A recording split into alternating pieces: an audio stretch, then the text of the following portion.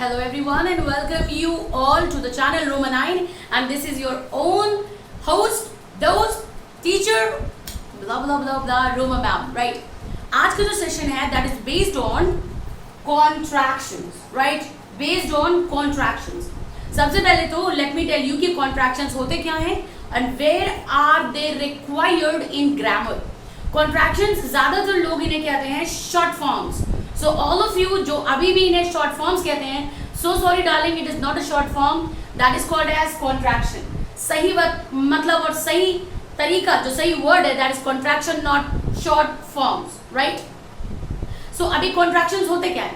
Contractions वो होते हैं, इसका हिंदी मतलब होता है सिकुड़न, जो सिकुड़ से जाते हैं. जैसे जब कपड़े सिकुड़ते हैं तो उसे क्या बोलते हैं? Shrink, SHRINK. ऐसे ही जब शब्द आपस में सिकुड़ते हैं तो उसे कहते हैं कॉन्ट्रैक्शन. ये और चीजों के साथ भी इस्तेमाल होता है लेकिन फिलहाल we are going to focus over English वाला पार्ट, राइट? कॉन्ट्रैक्शंस का मतलब होता है जैसे यहाँ पे लिखा हुआ है डू नॉट, सो इसका कॉन्ट्रैक्शन बन जाएगा डोंट. That is DON''T. इस वाले साइन को कहते हैं अपॉस्ट्रोफी. और आज जो हम कॉन्ट्रैक्शन पढ़ने वाले हैं वो नेगेटिव होने वाले हैं. यानी भाई जाहिर सी बात है, अगर मैंने बोला कि इसको हम नेगेटिव आज पढ़ने वाले तो that basically means that they are going to have their positive versions as well. लेकिन आज we are going to initiate with the negative contractions, right? Now let's see. Do not becomes don't, right? Does not becomes doesn't. Did not becomes didn't. Will not becomes won't. Shall not becomes shan't, यानी L गायब, shan't. Is not becomes isn't. Am not becomes AIN''T in American way and AREN''T the British way. अब आपको लग रहा होगा ma'am ये तो R not का होना चाहिए था. बिल्कुल सही. यानी जब हम R नॉट लिखेंगे तो भी यही आता है. तो थोड़ा सा कंफ्यूजन होता है लेकिन कंफ्यूजन कहाँ खत्म हो जाएगा? एम का इस्तेमाल सिर्फ आई करता है और कोई नहीं कर सकता. सो अगर आई लगा हुआ है तो that is going to be that ways. और अगर हम इस्तेमाल कर रहे हैं आर की तो यानी यू और प्लूरल्स के साथ जाएगा. सो while reading the sentence you can make it out. Make it out का मतलब पता कर सकते हैं, समझ सकते हैं. वॉज नॉट का हो जाएगा वॉजंट. वर नॉट का हो जाएगा, इसे WERE को वेयर नहीं बोलते. वेयर की स्पेलिंग होती है WHERE. वेयर मतलब कहां, राइट? नाउ यहां पर इसको जिसका जो प्रोनाउंसिएशन है वो है वर. जैसे वर वधु का होता है वो इंग्लिश में है वर. सो WERENOT. दिस बिकम्स वरन. Now coming with this one. Has plus not becomes hasn't. Have plus not becomes haven't. Had plus not becomes hadn't. Should not becomes shouldn't. Would not becomes right, that is wouldn't. Cannot becomes can't. And could not becomes couldn't.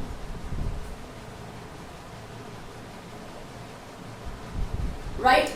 Now let's see what exactly am I saying to you guys. What do I mean by it? आज का जो chapter हमने लिया हुआ है वो है contractions और वजह उसको लेने की ये है. I need to tell you, मुझे आपको ये बताने की जरूरत है because many of the times when I talk to my students, let it be the offline or online platform, yeah, via my videos, जब भी मैं उनसे बात करती हूँ तो ज्यादातर स्टूडेंट मुझसे कहते हैं मैम जो उसका शॉर्ट फॉर्म है क्या उसको इस्तेमाल किया जा सकता है? तो मुझे कई बार उन्हें ये बताना पड़ता है कि मेरी जान में शॉर्ट फॉर्म नहीं होता, उसे कहते हैं कॉन्ट्रैक्शंस. सो सबसे इंपॉर्टेंट चीज, शब्दों के सिकुड़ जाने को कॉन्ट्रैक्शन कहते हैं, शॉर्ट फॉर्म नहीं कहते बड़ी. फर्स्ट है, आज कॉन्ट्रैक्शन में हम नेगेटिव पढ़ रहे हैं. Very soon we are going to study even the positive version of it, right? अब इस कॉन्ट्रैक्शन में we are having in the negative contraction we are having 7 family members, right? अब इन 7 फैमिली मेंबर्स में simple present, simple past, simple future, present continuous, past continuous, present perfect, past perfect, right. Future perfect से मतलब हो नहीं सकता because एक बार will not का लगा दिया तो वो हमेशा वॉन्ट ही होता चला जाता है, right. And last these all are the modals. ये सारे के सारे मोडाल सेक्शन में जाएंगे, राइट. वेरी सून, बहुत जल्द I will be bringing you the chapters based on modals, क्योंकि मोडाल्स को लेकर में भी अच्छा खासा स्यापा फैला हुआ है मार्केट में. So you guys meet me there once again. So I'll be there with you people with the chapters of modal, जहाँ पे हम can, should, would, may, might, ought, must, फलाना ढिमकाना सबके बारे में डिस्कस करेंगे और ये भी देखेंगे कि ये बाकी अंग्रेजी से ये modal फैमिली डिफरेंट कैसे होती है. लेकिन फिलहाल आज हम कॉन्ट्रैक्शन की बात कर रहे हैं. So अभी हमने नेगेटिव कॉन्ट्रैक्शन में ये देखा तो मैंने आपको ये बताया कि कौन से शब्द आपस में नेगेटिवली जुड़ करके वो क्या कॉन्ट्रैक्शन अपना निकालते हैं. बट इतना समझने के बाद दो चीजें अब समझने वाली और ज्यादा हो जाती है. यानी ज्ञान तब तक अधूरा है जब तक आपको उसे बयां करना नहीं आता. That means your knowledge is incomplete until you know how to express it और how to pronunciate it. So let's go for the pronunciation. Don't ऐसे नहीं बोलते इसको, don't, it is don't. Don't यानी न जो है वो निकलते हुए, it is not don't, it is don't. अगर आप न को हल्का सा क्वाइट करोगे, साइलेंट करोगे तो टी अपने आप लाइट हो जाएगा. तो आपका जो प्रोनाउंसिएशन है ऐसे सोच के देखो, आप किसी से कह रहे हो I don't know and you say I don't know. So the concept is अपने आप की प्रैक्टिस डालो. जो ये लास्ट में टी लिखा हुआ है इसको प्रोनाउंसिएट नहीं करने का, या फिर ऐसे समझो शुरुआती दौर के लिए इसको बहुत ही लाइट रखो. इसको ऐसे बहुत ग्रेविटाइज मत करो, बहुत ग्रेविटी में इसको गिराओ नहीं, वरना ये ट ऐसा साउंड करेगा. आपको ट का साउंड नहीं देना है, आपको च च यानी त और ट के बीच का हाइब्रिड वो यूज करना है. So now listen very properly.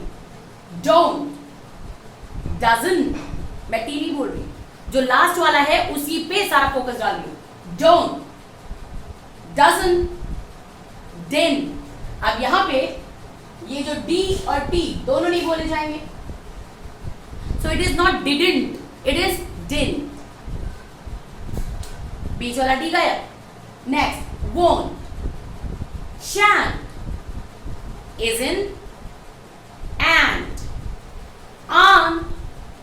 aren't, wasn't, weren't, hasn't, haven't, hadn't, shouldn't, wouldn't, can't, couldn't. तो ये shouldn't, wouldn't और couldn't नहीं है, ये है shouldn't, wouldn't या फिर couldn't.